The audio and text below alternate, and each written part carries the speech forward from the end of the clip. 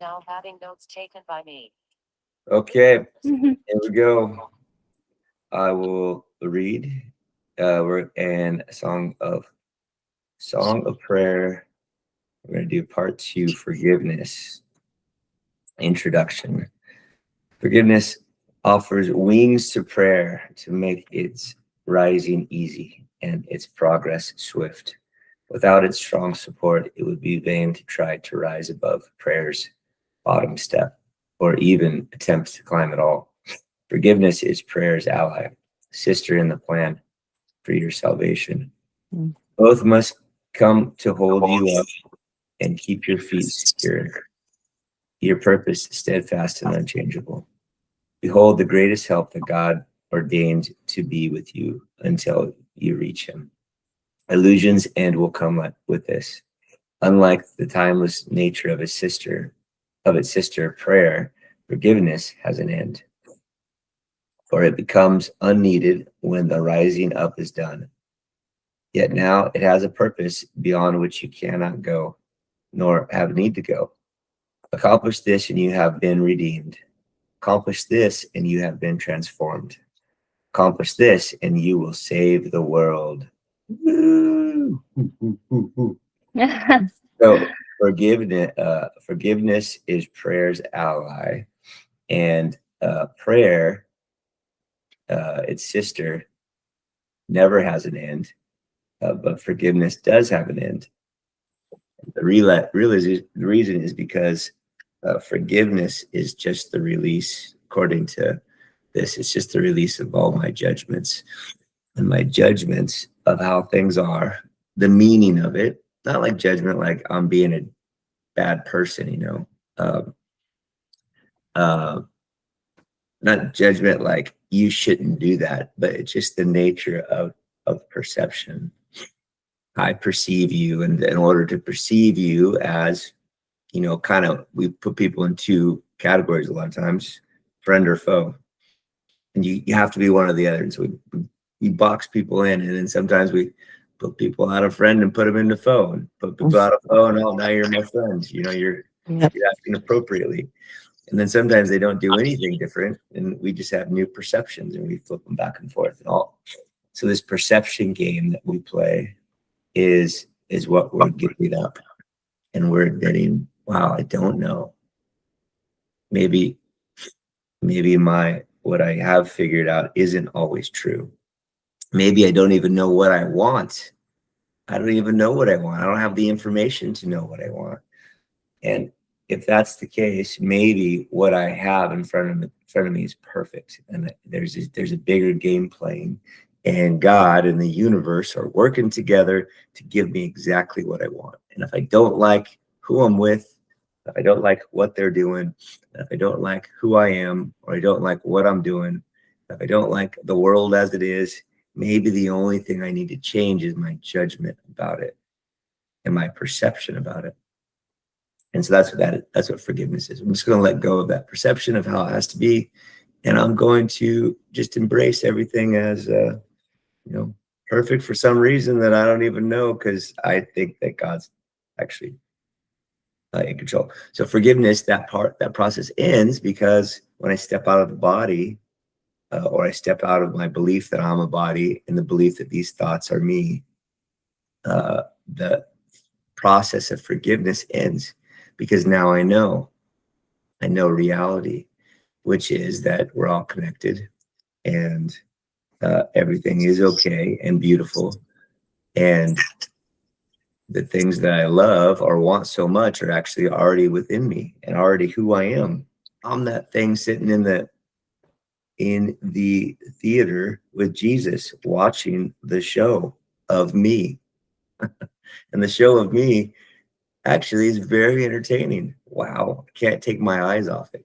I love the drama. Give me more. Okay. Part 1, forgiveness. You guys want to add anything?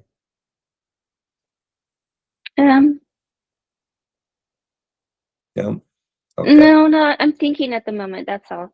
But Yeah, you I'm can thinking continue of reading. I'm trying to think of like different I'm thinking situations of in my life. yeah, same.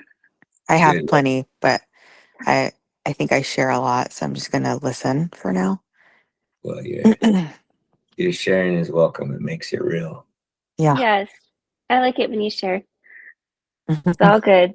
I love it when you share. Yeah. Okay, I'll share.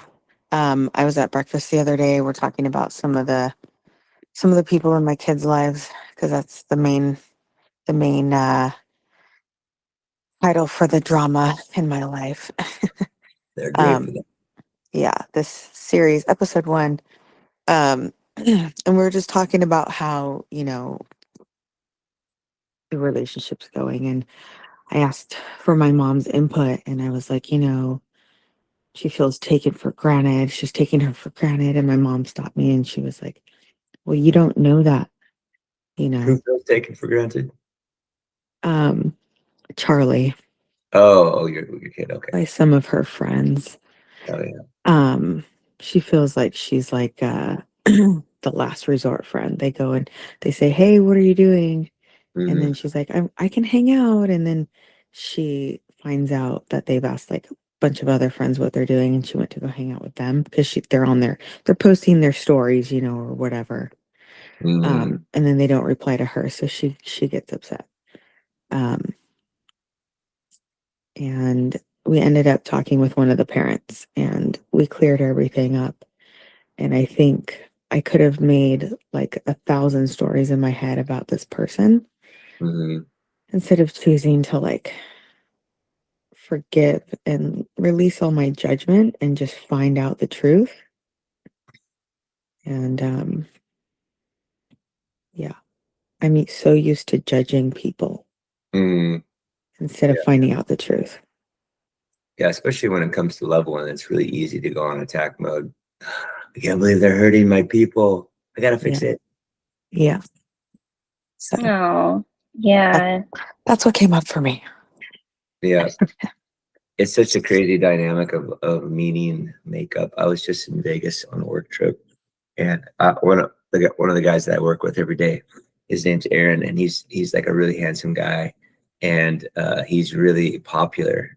And I really felt like there's like a high school scene because we go to these conferences, and we've been going to these conferences for years. Aaron's been going to them for like 10 years. And so he knows everybody. And me and Aaron are very tight. But when it comes to conference life, Aaron is the popular kid. And so we'll be walking around, and Aaron has this group of groupies. Is literally this group of people that gravitate to him. It's like there's a handful of the pretty girls that they plant in the conferences, and then there's all the people that have been coming for years, and then there's this scene. It's like this scene. I'm like, wow, it was like high school. It was crazy. And I find myself walking, and we'll be walking down the strip going from one thing to the other, and everyone's crowded around Aaron, and then I'm standing behind myself, and then I'm like, wow, do I feel like I'm rejected right now? Do I want to talk to people? Because I really don't want to talk to people. I always kind of run away from people because I have a hard time chit-chatting about things.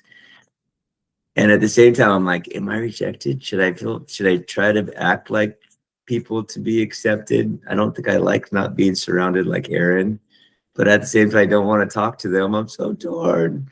And it was this crazy swirl of meaning. I was making up so many worlds just walking around. That's what came up for me. It's like, wow, how much meaning it's all perception, all these perception things of this is bad that's happening. It's bad for me. It's bad for Aaron. And then the thing that I want happens. I'm in a conversation and surrounded by people. I need to get away. I don't want to talk anymore. It's just hilarious. We do it constantly. I mean, I do it constantly. Yeah, I've been in situations like that. Okay, let's go to the next section. This supports it. Hey. Forgiveness of yourself. We're in Song of Prayer. It's the very, very last little booklet in the supplements. Oh, cool. Thank you. We're in number 2, forgiveness. We just read the introduction, and now this is 1. Forgiveness of yourself.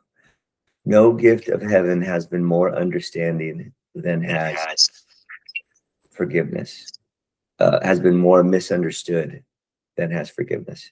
It has, in fact, become a scourge, a curse where it was meant to bless, a cruel mockery of grace, a parody upon the holy peace of God. Yet those who have not chosen to begin the steps of prayer cannot but use it thus. Forgiveness's kindness is obscure at first because salvation is not understood nor truly sought for. What was meant to heal is used to hurt because forgiveness is not wanted. Guilt becomes salvation, and the remedy appears to be a terrible alternative to life.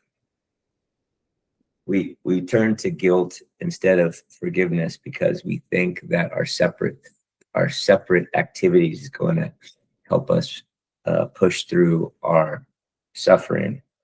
And the ultimate guilt is that separation from God that makes us a special, separate person, which is, it's our ultimate desire to not be annihilated. That separate, special person that we think we are. Ultimately, we can't let that go because that would be complete annihilation, worse than death, complete annihilation. And so we cherish it. But the very act of separating from God is the initial first guilt, that initial first darkness.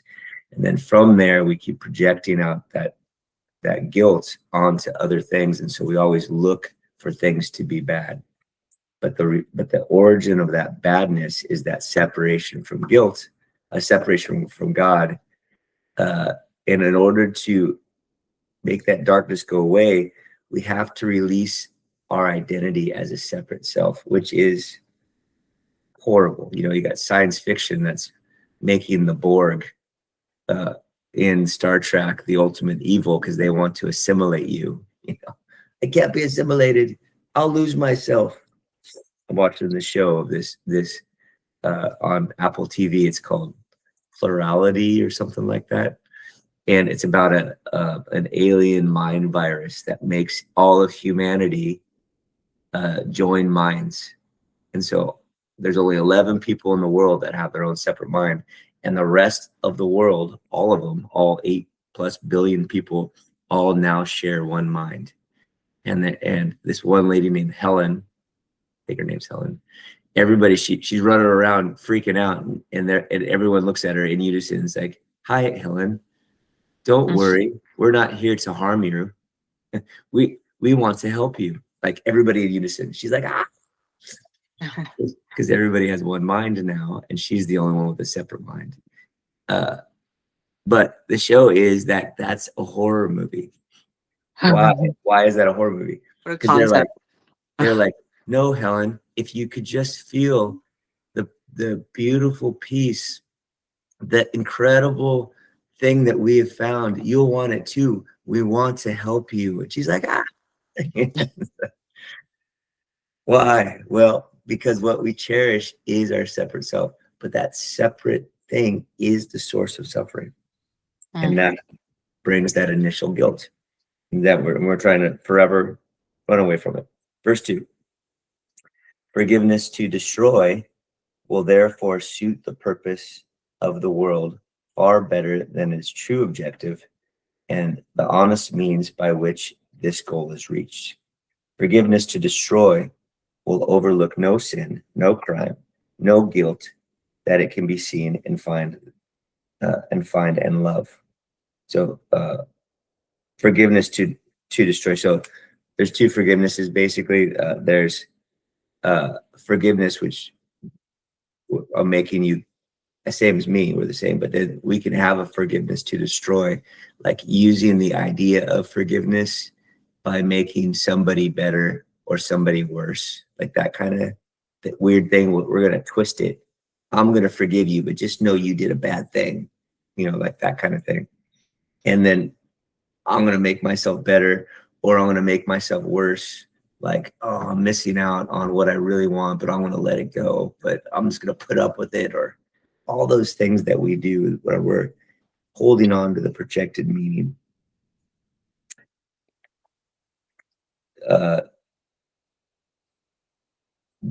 So forgiveness to destroy. Dear to its heart is error, and mistakes loom large and grow and swell within its sight. It carefully picks out all evil things. I'm looking for all the bad things in life, and overlooks the loving as a plague, a hateful thing of danger and of death. Forgiveness to destroy is death, though, and this it sees in all it looks upon and hates. God's mercy has become a twisted knife that would destroy the Holy Son, the Holy Son he loves. Would you forgive yourself for doing this? So this is our normal nature, the wanting to be cool, wanting to be loved, but wanting to keep yourself separate, wanting to be special, but not wanting to be alone and completely accepted. These are all contradicting desires. Wanting your kids to be strong and vibrant and be able to take over the world, but not wanting them to have to go through any suffering. It's like all of these things completely contradict each other. It can't happen. On all of those, like it's the weakness, it's the struggle that the kids go through that make them strong. And it's the taking away all their difficulties that make them weak. Or it's being by myself and different from everybody that is the most painful thing. But I want more than anything to be special and different because I want to stand out and be me, which me by definition is that separateness. And so we have this promise by the ego that it's going to work. Seek, but do not find, the ego says. It will never work.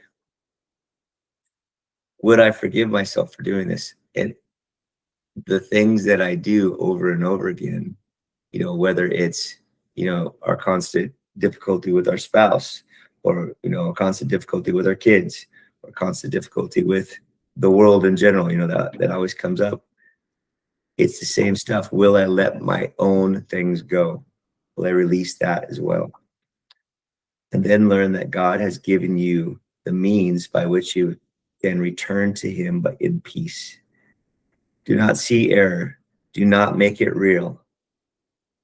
Select the loving and forgive the sin by choosing in its place the face of Christ. How otherwise can prayer return to God? He loves his Son. Can you remember him and hate what he created? You will hate his Father if you hate the Son he loves. For as you see the Son, you see yourself. And as you see yourself, is God to you. As you see yourself, is God to you. So that's it. I think this is the real thing to take away maybe at this point is don't make it real. Be able to let it go. Don't make things so serious. You can't help but judge. It's just going to happen. You can't help controversy, but don't make it real. Don't make it serious. Remember, serious is something's going to lead to death. Everybody stop. Now, this is serious. We're playing. The kids are by the street. Now you see them getting too close to the street and you freak out on your kids. Don't get too close to the street. I freak out on my kids. Because I don't want them to die. But we do that on all of our stuff. This is serious now. Don't spend so much money. This is serious now. Whatever, add your thing. But it's what makes it serious. Death being real, it makes it the serious. So if death isn't real, then everything, you can remove the seriousness, and you can release the need to make somebody an enemy. But somebody has to be an enemy. Once seriousness comes into the game, death becomes real. And then that it makes it okay to attack. It makes it okay to yell at my kids, the very people that I want to protect, It makes it okay to attack them, to yell at my kids, to get away from the street, because death is real. But I do that all the time. I attack the people I love because I think that that death is looming, and so it's okay to attack. And we can see that with death to the body, that's real. But I keep on doing that with all of my attacks, all of my loved ones that I attack. And then I say, well, maybe I could attack a stranger. Well, it's also a belief that there is a stranger. That's also a belief. Can I see everyone as one who God loves? I can. It's also a belief. The belief of a stranger is another belief, and then that makes attack okay to the stranger. All right, what do you guys think?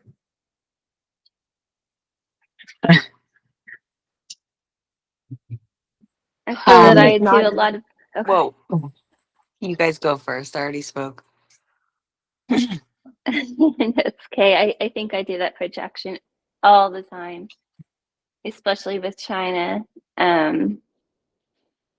Yeah, it's kind of hard because with her, like, she doesn't, like, for instance, like, you don't save money. This is serious. Like, you're not saving money, and you're not doing this, and you're not doing that, and you're shopping, and you're going on all these trips, and then all of a sudden we're like at each other's necks because she spends too much money. Mm.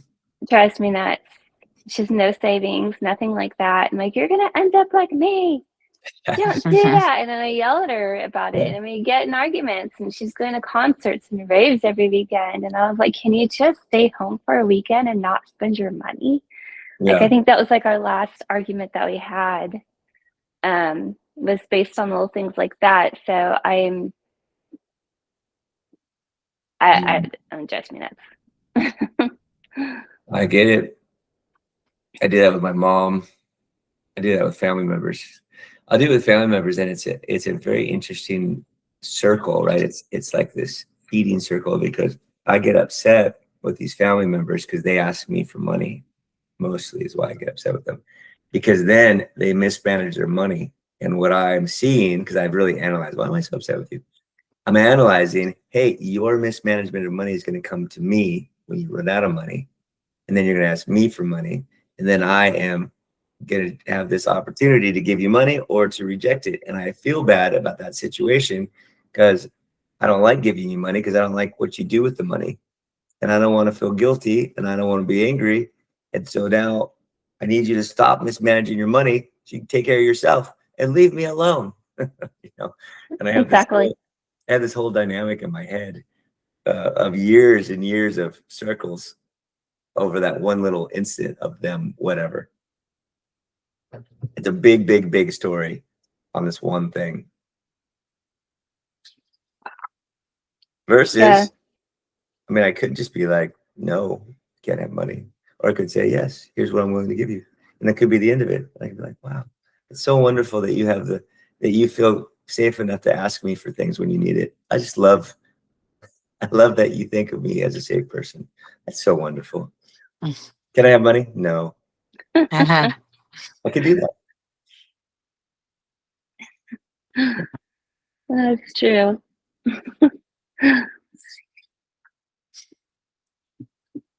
Do you want to say something, Sue? I was just gonna say it's not even just about. I guess you could say making it the other. I'm wondering if that was intentional, Jevon, for you to say other versus enemy. Well, they have to be another to The be an same enemy. way. The idea that they're an other. Yeah. Like if they're your friend, that's moving towards like me and my friend group, me and my family, even closer, me and my baby, even closer. It's closer to we're one thing. And you can make those onenesses bigger and bigger. You know, my family, my neighborhood, my state, you know, us Californians, my country, Americans versus Russia, you know, whatever. We're attacked by aliens. The humans, we're all together, right? I have these ideas of oneness. And then really easy, in a snap, I could have another. You're my enemy because you're another. You're not even like me at all. And so it's okay to kill you back. This reminds me of another something I was discussing with my therapist a while back, just how there seems to be such a, and this is exactly it, there's like such a push-pull between wanting to belong and wanting to be unique, Mhm. right? Being your own person, being somebody who's authentic, who's their own self, who's their own self, versus belonging to a group. It's So, but you're saying the way to navigate that isn't try to focus on doing one or the other. It's by making it not real, like recognizing that it isn't real. It's not real, and it's just being aware. And so once again, it goes back to the awareness of watching yourself. I was watching myself be outside of the inning crowd, and Aaron is in the popular crowd. And I'm like, oh, I feel so separate. I wish I was popular.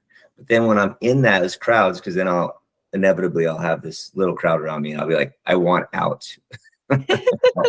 Out. Yeah. I'm talking about stuff I don't care about. I don't care about, going too in depth about loans. I don't want to chit chat about life, stupid stuff. But in my judgment about stupid stuff, right? So I'm judging.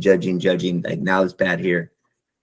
I want that over there. I get it. I want out of here. Oh, I want to be out over there. Yeah. I felt that way at my church. I was like, I want to be well known at my church. I want to wave to everybody when I get there, and want them to wave back and have these conversations that I see all these people having all the time. And then I'm in it and I'm like, I don't want to be in this anymore. Because you realize once you're in it, you're like, oh, I'm deep in it. Like these conversations are not healthy. Like these people that want to say hi all the time just need your attention. They're like looking for someone to listen to their horror story or their drama of their life, And it was like, it became something I thought it was not what I thought it was. Yeah, so we do that. But it's the same dynamic of they're my friend or they're my enemy. It's a story that I'm making up. It's the same dynamic of I want to be popular. I want to be free. I don't want to be, I want to be famous. Oh, man, I wish I wasn't famous. I don't have my own time anymore. I can't walk down the street without people bothering me for autographs. It's horrible. That's a real thing. That's a very real thing, right? Yeah, it is for sure. I thought I wanted to be famous a long time ago. You realize, like, yeah, it's a hard life. I feel that, it's like funny because I hate chit chatting or getting interrupted. My own spiritual assholeness is very strong when it comes to like activities that I don't think are worthy of my time. Right? Like, let's talk about football. I'm like, oh my gosh, so beneath me to talk about stupid game that somebody else is playing. So, but what am I missing? Well, I'm missing out engaging in an open-hearted intercourse with the supposed other. And when you're open-hearted with somebody else, the otherness goes away. That's why so many people love their sports team, is because they have a oneness with all of their people. And I'm going to guess, if you've ever been to a game of any kind, football or, especially football, it seems like that there's this wonderful unity in the crowd with everybody with your jersey and colors, and they are your, soulmates, You high five them in the hall. Like you don't even have to know them. And hugging strangers and high fiving, and, people are, buying people stuff. And it's like, it's a stadium full of friends. Oh my gosh. Could there be a better experience than that? Yeah. And this, our sports team, we're together. It's a story that everyone just accepts, and they'll give up my story of enemy in that surrounding. And that is wonderful. It's so wonderful. Why would anybody not love that? Of course you would love that. But then you lose and you break your TV. right? Have you Because the seen those story, compilations of people breaking their TVs? and Insane. what happens, because along with their story of oneness that opens their heart, they have the story of separation, that they'll have a bunch of rules and criteria that the story of openness and oneness has to have in order for it to continue to be real. And then they add their own storyline that ends to the demise of their oneness. And same with relationships, right? I love this person. I love this person. I love this person. Let me get out my quick checklist of what it takes to be the person I love. Oh, sorry. You broke 4 of them today. We're done, you know? And then we shut our hearts down, and Mhm. we have an enemy like that. In our mind, you can be my enemy, or you can be and worthy of attack, because there's danger and death looming, and so it's okay for me to attack you. I have a situation. If you I guys don't mind me, have a situation. I need help. Uh, this person is a very nice person, and she means well. I was kind of stuck with her last night for about an hour, and it was just like a lot of stories of anger and complaining. So I had to excuse myself and say I had to go to the bathroom when I really didn't, because I couldn't breathe. And we invited her daughter over today to hang out, but I didn't know she was coming to hang out with her. Like, so you said to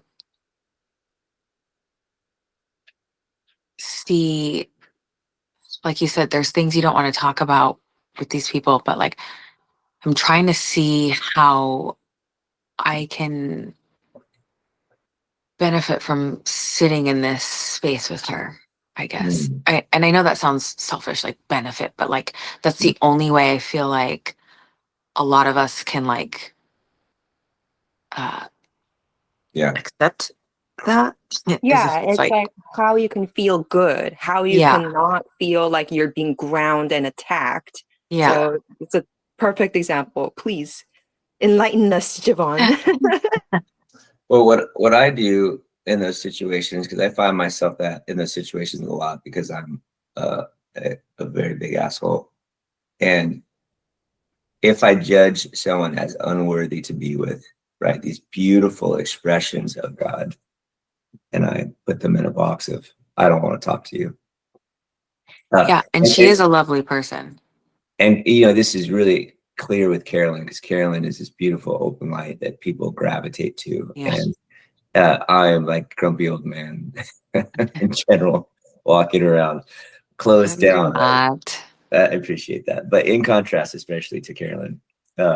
And well, what's the difference? Well, first of all, the difference is she just has this open thing to her, but that's the separately. But what's the byproduct of that?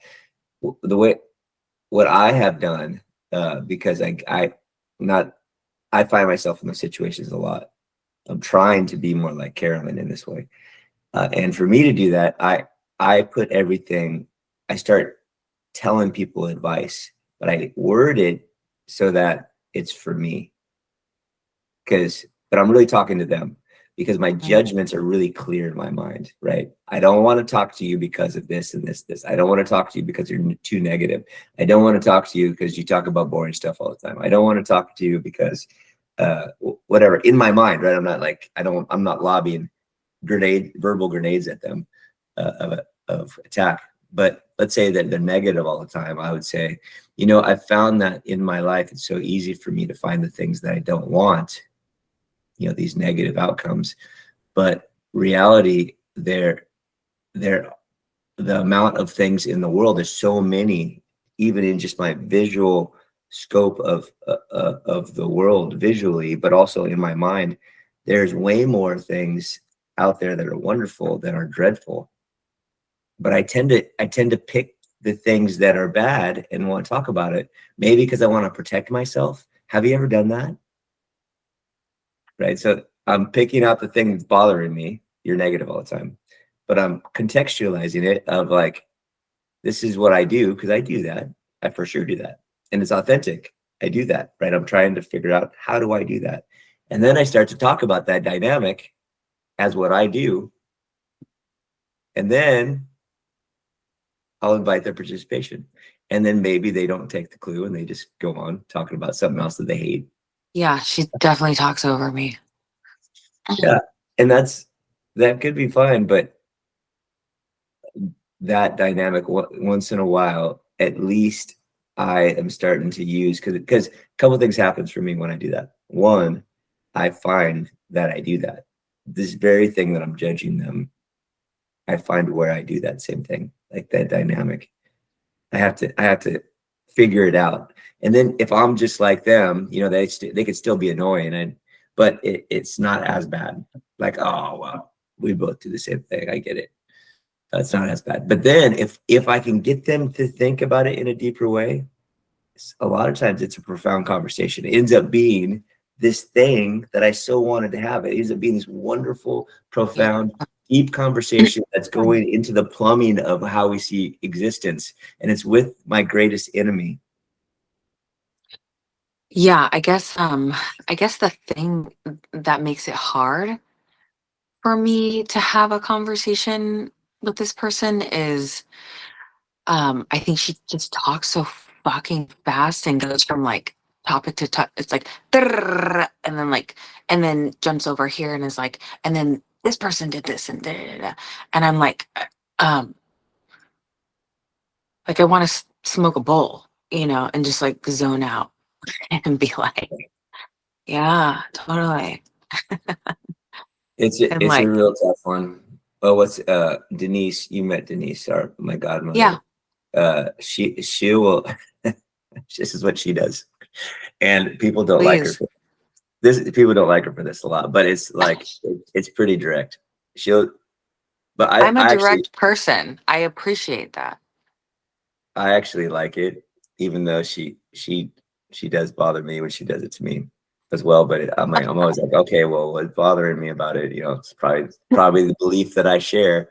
Anyway, she'll say, "Have you noticed?" So that's how she starts it. Have you noticed that? And then she'll add her observation. Have you noticed that you don't stop enough to have other people share? Like I love these conversations, but I have so much to add, but I can't ever share. There's no space for me to share. Have you noticed that you don't stop? Wow. Yeah, I think I need to say that to her because I think she scares a lot of people off. You're I'm such a serious. wonderful person and you have such wonderful things to say. But when other He people can't does, yeah. participate, Yeah. can't participate, it becomes Yeah. overwhelming. Oh, that's a good way to phrase it. Other people can't Have you participate. noticed that you do that? And Yeah. maybe it's just with me. I don't know. But you're so wonderful. Have you ever noticed that? I love I it. like that. Now, Denise, people don't like that still, even though Denise is wonderful. She's one of the most wonderful people I've ever met. Yeah. And she says it was such a wonderful, in a wonderful, gentle way. And still, people don't like that because they haven't noticed. And now she becomes their new enemy. However, Sorry, guys. I'm going to the bathroom real quick. it's okay. I would say that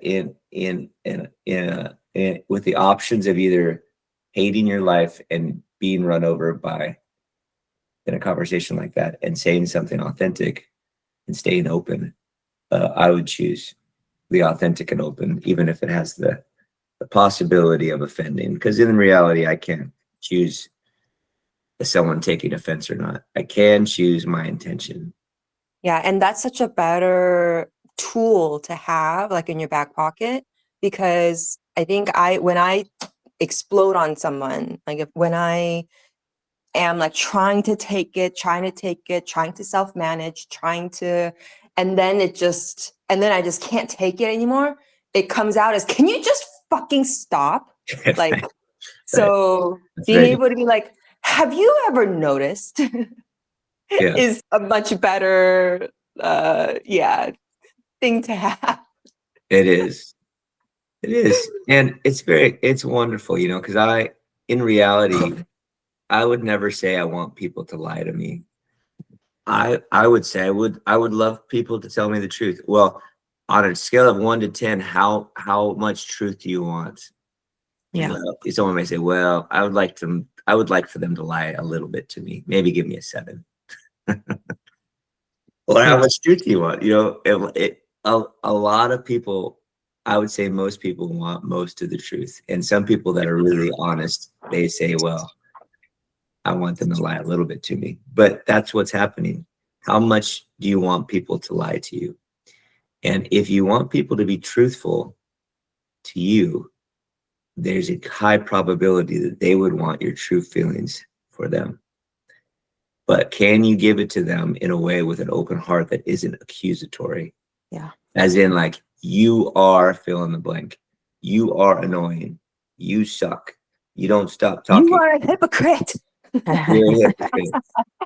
You know, you're a fill in the blank. Like any kind of accusatory thing puts people's walls up and they want to fight. And then also protecting yourself is the appearance of attack, and you protecting yourself also triggers other people to either protect themselves or attack. Often your defense appears to attack the other person. So the only way to really do that is to stay open. Like, no, of course not. Yeah. Have you noticed? Wow. You know what? It's occurred to me. I don't know if it's occurred to you that there's no space to talk. I would love to talk. It's occurred to me. I don't know if you've noticed this, and maybe I'm off. You can even add a little softener. Maybe I'm off, but every time I'm with you, there's this constant story with no periods. You know, a regular story has periods in it and a paragraph. And in between the period or the paragraph, there's a comma. There's space. There's no space here. Yeah. What's going on? Are you okay? What's going on in your mind? Tell me about that. Why is there no space? That would be an interesting conversation. But it has to be an actual opening. You got to hear what they have to say. And then you can say issues and do another one. Wow. There was another one. No space. Did you notice that there's no space in your answer about no space? What do you think that is? Are you afraid to hear what other people say? Yeah. If I don't give people a chance to speak, I would think a lot of times it's because I'm afraid to hear what they're going to say. Are you afraid to hear what I'm going to say? It's direct as hell, but it's not an attack. Yeah. I like that. Thank you. So you got to be a really strong person to have a soft, open heart and be that direct. And learning you might get it wrong, but it's a good thing to practice. For sure. Yeah. I'm trying to teach Charlie to practice that because you want to be able to use your voice in a healthy way. But if you don't try, then you can't practice healthy communication. And so then when you communicate, it kind of just like you stuff it down, and then you blow up. And so practicing that builds that muscle. You could, and then one of the things that Caroline does that I really like is she always says, "I love you so much." She says it like people say As in, like people say like a nervous habit as a filler. Caroline says, "I love you," like as her filler. And it's awesome. A wonderful thing to recontextualize what you're talking about. You know, I love you. I hope you know I love you. And have you noticed? It's like, let them know I'm a friend. Yeah. More advice. Yeah. I am a friend. Yeah. And friend. I think I came home last night and complained to Jared, and it made it sound like I was an enemy, you know, and I think he knows this person very well because he worked with her, and she takes care of, you know, our kids. And she's an amazing human. I think she pushes a lot of people away because of this, and I want to be there for her and I want to help her. I mean, not that she's asking for my help, but or maybe she is. I don't know. Well, and it comes to you. If your options are I'm going to avoid you as much as possible, or I'm going to be in a That's what I relationship. used to do. It's Yeah. like, well, why Cut not? people out. I don't have time for you. I don't have time to teach. I don't have time to be patient or teach myself to be patient. You know, She's going to lose you anyway. So is it really, which is the more kind thing to do? right? Say Yeah, what you mean in an open-hearted way, trying to be loving and curious, or cut her out. right. Well, Yeah. No, I'm actually, gonna more try. loving. It's more loving to have the conversation, Yeah, but it might have the appearance that you look loving when you're about to cut her out. But it's not. It's not loving. It's self-serving. Not that you're bad. We all do this, but it's like the appearance of loving, which was what I would be called nice behavior. When people are being nice, I don't consider nice as loving. I consider nice it's not. insincere. Like Yeah. religious nice people bother me, and I have the urge to attack them. Mm. Dude, it's overly nice. I'm like, what the fuck you looking at, nice person? What are you hiding? What do you want from me? You know, I'm like, hold on. It's all my years of religious trauma comes out on these wonderful, nice religious people.